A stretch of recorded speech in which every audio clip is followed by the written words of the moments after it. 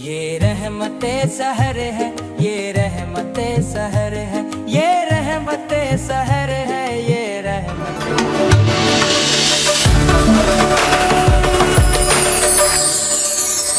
Set entertainment اور are کے S production کے اشتراک سے سجائے جانے والی عظیم الشان سحری ٹرانسمیشن رحمت سحر میں ایک بار پھر خوش آمدید. اور دوران وقفہ ہمیں جوائن کیا ہے ملک کے مشہور و معروف مذہبی شخصیت پروفیسر ڈاکٹر مفتی محمد زاہد اسلم صاحب. السلام علیکم. وعلیکم السلام. کیسے ہیں مفتی صاحب؟ خیریت سے ہیں؟ اللہ کا بہت کرم ہے الحمدللہ. آج کا جو مفتی ہمارا صاحب کے لیے ایک بات کہوں گی، ان کو جب بھی دیکھا ہے میں نے مسکراتے ہوئے دیکھا ہے ماشاءاللہ. آپ کیا چاہ رہی ہیں کہ ہم نہ مسکرائیں؟ نہیں، یہ اچھی عادت ہے، یہ ایک اچھی عادت ہے، سنت نبی ہے، سنت ماشاءاللہ سے نبی ہے. سنت سجا کر آتے ہیں. مولا آپ کو سلامت رکھے. اچھا، آج کا ہمارا موضوع جو ہے وہ اعتکاف کے حوالے سے ہے، اور مفتی شاہد صاحب سے بھی وقفے سے قبل گفتگو ہو رہی تھی، بات ختم ہوئی تھی موبائل کے اوپر. وہیں سے شروع کرتے ہیں. جو آج کل موبائل لے کر بیٹھتے ہیں اعتکاف میں، اس حوالے سے کیا کہنا چاہیں گے؟ بسم اللہ الرحمن الرحیم. سب سے پہلے تو اعتکاف کا مقصد سمجھنا چاہیے. جب اعتکاف کا مقصد سمجھ میں آ جائے گا تو یہ موبائل لے کر جانا، فضول وقت گزارنا، آپس میں گپ شپ کرنا یا پکنک پوائنٹ بنا لینا، اس سے ہر بندہ باز آ جائے گا. ابن منظور نے لسان العرب کی جلد 9 صفحہ 255 پر لکھا کہ اعتکاف کا لغوی معنی ہے رک جانا، اپنے آپ کو بند کر لینا کسی مخصوص جگہ پر. اچھا، شرعی اصطلاح کے اندر اعتکاف کا مطلب یہ ہوتا ہے کہ 10 دنوں میں بنیت رضا الہی، بنیت دیدار مصطفیٰ، بنیت عبادت الہیہ مسجد کے اندر ٹھہر جانا، یہ اعتکاف ہے. اچھا، اعتکاف نہایت ہی قدیم ترین عبادت ہے. اللہ کریم نے قرآن کریم کی سورۃ نمبر 2 جس کا نام ہے سورۃ البقرہ، آیت نمبر 125 میں فرمایا وَعَهِدْنَا إِلَىٰ إِبْرَاهِيمَ وَإِسْمَاعِيلَ أَن طَهِّرَا بَيْتِيَ لِلطَّائِفِينَ وَالْعَاكِفِينَ وَالرُّكَّعِ السُّجُودِ. ابراہیم اور اسماعیل علیہ السلام کی طرف اللہ کا ایک پیغام ہے کہ اعتکاف کرنے والوں کے لیے، طواف کرنے والوں کے لیے، رکوع سجود کرنے والوں کے لیے اللہ کے گھر کو خوب سجایا جائے. اللہ کا گھر تو پاک ہے، تو یہ وہ عبادت ہے کہ جو میرے کریم آقا نے ہمیشہ عطا فرمائی. بخاری کے اندر کتاب الاعتکاف ہے، اس کی جلد نمبر 2 ہے، صفحہ نمبر ہے 813، حدیث نمبر ہے 1922. اور اسی طرح مسلم شریف کے اندر بھی کتاب الاعتکاف ہے، اس کی جلد نمبر 2 ہے اور صفحہ نمبر 871 ہے، حدیث نمبر ہے 1172. اور یہی روایت ترمذی کے اندر بھی ہے، حدیث نمبر ہے 2462.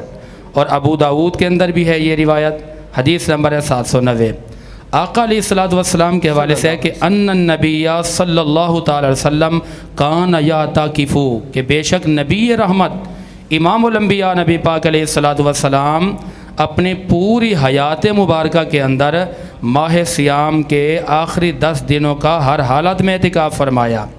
جی، اور پھر اس کے ساتھ ساتھ امت کو چاہیے کہ عبادت میں جائے، اعتکاف میں جائے تو اعتکاف کا سادہ لفظوں میں ہم یہ بھی ترجمہ کرتے ہیں کہ جی اعتکاف کا مطلب ہے دھرنا دینا، رک جانا، بیٹھ جانا، ارادہ یہ کرنا کہ جب تک مجھے میرے رب کی رضا نصیب نہیں ہوگی میں رب کا گھر چھوڑ کر ہی نہیں جاؤں گا. اس سے بھی بڑی عظیم حدیث پاک ہے. نبی رحمت فرماتے ہیں کہ جس نے اعتکاف کیا نا تو اس کو اتنا ثواب ملے گا. موجم کبیر کی حدیث پاک ہے، اس کی جلد 3 کے اندر ہے اور حدیث نمبر ہے 2888. اور اسی طرح یہ روایت مسند احمد بن حنبل کے اندر بھی موجود ہے. تو لفظ ہیں کحجتین و عمرتین، کہ جس نے ماہ سیام کے آخری 10 دنوں کا اعتکاف فرمایا اس کو 2 حج اور 2 عمروں کا ثواب دیا جائے. سبحان اللہ، سبحان اللہ. کیا مفتی بات صاحب، ہے. ایک سوال میرے ذہن میں آیا، یہ جو خواتین اعتکاف میں بیٹھتی ہیں اس کے لیے کیا قرآن میں ہے کہ کیا ہدایتیں ہیں؟ بالکل، اعتکاف جو ہے مردوں کے لیے بھی ہے، خواتین کے لیے بھی ہے. مرد تو مسجد کے اندر بیٹھتے ہیں، ان کے لیے اس شرائط میں سے یہ بات ہے کہ بندہ مسلمان ہو، عاقل ہو، بالغ ہو اور تمام قسم کی نجاستوں سے پاک ہو اور مسجد کے اندر ہو. اچھا، خواتین کے لیے یہ احکامات ہیں کہ وہ اپنے گھر کے اندر کوئی مخصوص جگہ بنا لیں جسے مسجد بیت کہا جاتا ہے. تو مخصوص مقام پر، مخصوص جگہ پر جب وہ بیٹھیں گی تو اسی جگہ پر 10 دن کے اعتکاف کی نیت کر لیں. تو یہ ان کا اعتکاف ہو جائے گا۔ اور اگر گھر کے اندر کوئی دوسری خاتون نہیں ہے، ایک ہی ہے محترمہ، تو اور وہ جو ہے نا گھر کا ظاہر ہے کہ کچن کا کام بھی کرنا ہے، تو اس صورت میں اس کو اجازت ہے کہ وہ اپنے کام کاج بھی وہ کر سکتی ہے اگر کوئی اور گھر میں موجود نہ ہو۔ اور اس میں یہ احتیاط کرنا پڑے گا کہ اگر گھر پہ زینہ ہے یا اوپر جانے کا راستہ ہے یا سیڑھیوں پر جانا ہے، ادھر نہیں جائے گی۔ اگر وہ بلا ضرورت بلا عذر سیڑھیوں پر جائے، چھت پہ چلی جائے، تو اس کا اعتکاف فاسد ہو جائے گا، ختم ہو جائے گا۔ بالکل مفتی شاہد تیمی صاحب آپ کی جانب آؤں گا۔ وہ سوال جو رہ گیا تھا، موبائل کا استعمال کرنا اس میں جائز ہے؟ موبائل استعمال کر سکتے ہیں چاہے وہ لیڈیز ہو یا جینٹس ہو؟ دیکھیے، موبائل کا استعمال کرنا برا تو نہیں ہے، جائز ہے، بالکل جائز ہے۔ لیکن اگر ہم معاشرے میں نظر دوڑاتے ہیں تو آج چھوٹا سا بچہ بھی اس کے ہاتھ میں موبائل ہے۔ بالکل۔ اب اعتکاف کا جو مقصد ہے نا، جو مقصد ہے، جو روحانیت نصیب ہونی ہے، وہ پھر ہوتا کیا ہے کہ جب موبائل ہمارے پاس ہوتا ہے تو پھر انسان ہے وہ پھر باہر والوں کے لوگوں سے رابطے میں رہتا ہے۔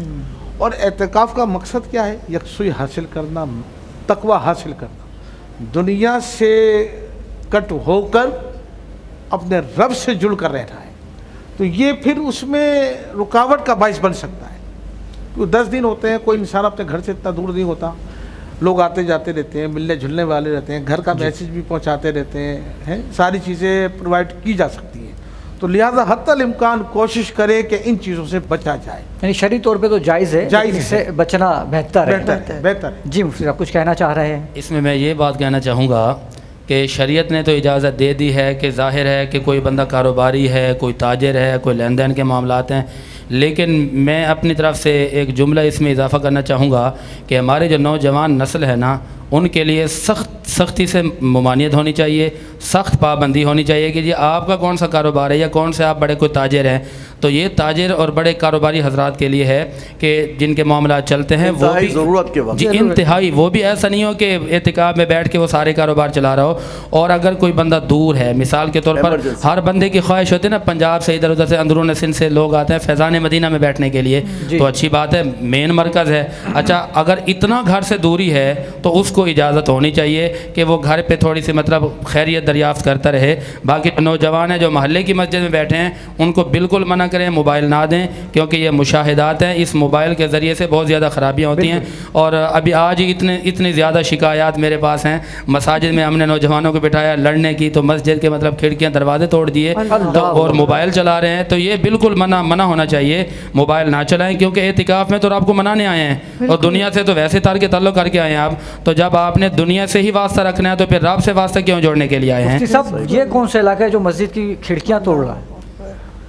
اب علاقے کا نام بڑی حیرت تو یہ مجھے بھی مطلب لوگ مساجد میں عبادت کے لیے جاتے ہیں، تو ایسی کون سی مخلوق پیدا ہو گئی جو کہ مساجد کے اندر کھڑکیاں توڑ رہی ہے؟ دیکھیں یہ ہے نوجوان نسل ہے، میری اپنی مسجد کی بات ہو رہی ہے، اور جیسے میں تراویح پڑھانے کے بعد میں فارغ ہوا تو لوگوں سے مصافحہ کرنے لگا، تو سب سے پہلے یہ شکایت آئی، وہ 3 بچوں کو لے کر آ گیا، جی انہوں نے یہ حرکت کی ہے۔ میں نے کہا کیا وہ کرسی رکھ کے کرسی کے اوپر چڑھ کے وہ دوسرا کہیں پتہ نہیں کھڑکی پہ بیٹھا ہوا تھا یا اوپر چڑھ رہا تھا، کیا کر رہا تھا، تو مسجد کا پورا شیشہ ہی توڑ دیا۔ اللہ، مطلب جان کے تو نہیں توڑا ہوگا نا، پھر انجانے میں ہو گیا ہوگا۔ ہاں ظاہر ہے کہ معتکف کا کیا کام ہے بھائی، کھڑکیوں پہ چڑھنا یا چھت پہ چڑھنا یا کرسیاں رکھ کے اوپر چڑھنے کی کیا ضرورت ہے؟ کھڑکیوں میں سے جھانک کے آج کی دنیا میں افطاری کیا آئی ہے، کچھ اسپیشل تو نہیں آ گئی افطاری مفتی صاحب کے لیے؟ نہیں، وہ کھڑکی جو ہے اس کے باہر جو ہے خالی گراؤنڈ ہے، کوئی ایسی چیز بھی نہیں ہے، وہ اندر ہی ہیں۔ تو میں یہ چاہتا ہوں کہ نوجوان آئیں، قریب آئیں، ضرور دین سیکھیں، اسلام سیکھیں، ان کے لیے ہم نے بڑا بندوبست کیا ہے، علماء اکرام کو مدعو کر رکھا ہے، تو مختلف علماء اکرام ہیں، ان کو سکھانے کے لیے آتے ہیں۔ تو یہ میں اس لیے نوجوانوں پہ زیادہ کہہ رہا ہوں کہ جو بالکل چھوٹے بچے ہیں ان کو تو فارم نہ دیا جائے، ان کو بالکل نہ بٹھائیں۔ چھوٹے بچوں نے نابالغ نے بیٹھنے ہیں نا، تو میری ایک تجویز ہے کہ ان کو گھر پہ خواتین کے ساتھ اپنے گھر کے اندر بٹھا دیں، اگر ان کو دین کے قریب لانا ہے تو۔ اتنا نہ سمجھ بچہ مطلب جس کو یہ بھی نہیں پتا کہ مسجد اللہ کا گھر ہے اور میں نے مسجد کے تقدس کا خیال رکھنا ہے، تو وہ خیال نہیں رکھتے، تو میرے خیال سے ان کا تو کوئی مقصد نہیں ہے نا اعتکاف میں، وہ تو خالی خواہ مطلب فساد کرنے کے لیے آئے ہیں یا شرارتیں کرنے کے لیے۔ اچھا بالکل آپ کہہ رہے ہیں کہ میرا یہ پیغام ہے یا میں یہ کہنا چاہتا ہوں، حالانکہ دونوں جو شخصیات ہیں مفتیان کرام، تو مفتی کے پاس تو فتویٰ دینے کی اتھارٹی ہوتی ہے، تو کوئی ایسا فتویٰ جاری نہیں کر سکتے آپ لوگ؟ देखें कि मुख्तलिफ़ अदवार के अंदर उसूल व ज़वाबित की हद में रहते हुए, कुरान और सुन्नत की हद में रहते हुए फतावा जा दिए जा सकते हैं, क्योंकि मुफ्ती का काम यही होता है कि वो कुरान और हदीस से, इजमाअ उम्मत से, क़ियास से तमाम तर क़वानीन उसूल व ज़वाबित को देखते हुए वो फतवा जारी कर सकते हैं। लेकिन अब यह है कि मस्जिद में आने से बच्चों को मना तो नहीं कर सकते, अपनी राय ज़रूर कायम कर सकते हैं कि वो बच्चे जो नासमझ हैं, क्योंकि हमारे यहाँ आए रोज़ हर नमाज में लड़ाई झगड़े हो रहे होते हैं। वो कोई बिल्कुल छोटे से बच्चे को लेके आ रहे होते हैं और दूसरे नमाजी कहते हैं भाई छोटे को क्यों लाए हैं, वो कहते हैं जी मस्जिद में ना लाएं तो और कहाँ लाएं। तो फिर वहाँ पर हमें ये समझाना पड़ता है कि बिल्कुल आप छोटे को इस्लाम सिखाएं, क्योंकि बच्चे की जो अव्वल दर्सगाह होती है वो माँ की गोद होती है। तो जो ख़वातीन हैं, जो माएँ हैं, वो भी अपना किरदार अदा करें ना। बाप का बच्चा 2 साल का, 3 साल का, 2 साल 2.5 साल के बच्चे को भी लेके आते हैं। हाँ, आपका बच्चा अगर इतना समझता है कि ये मस्जिद है, उसको पाकीज़गी का पता है, 7-8 साल का, 10 साल का हो गया तो उसको ले आएँ। लेकिन जो एतिकाफ़ में बैठने के पर मैं ज़ोर दे रहा हूँ, एतिकाफ़ में वैसे भी शर्त यह है कि वो बंदा आक़िल बालिग हो। तो नाबालिग को हम बिठाएंगे तो इसमें बहुत ज़्यादा ख़राबियों का खदशा है। तो इसलिए एहतियात इसी में है कि छोटे नाबालिग बच्चों को मस्जिद में एतिकाफ़ में ना बिठाएं। हाँ, अगर ज़्यादा शौक़ है तो उनको नफली एतिकाफ़ में बिठाएं।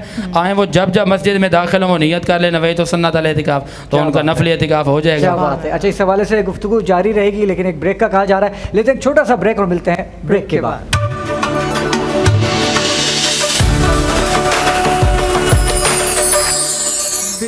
ये रहमते सहर है, ये रहमते सहर है, ये रहमते सहर है, ये रहमत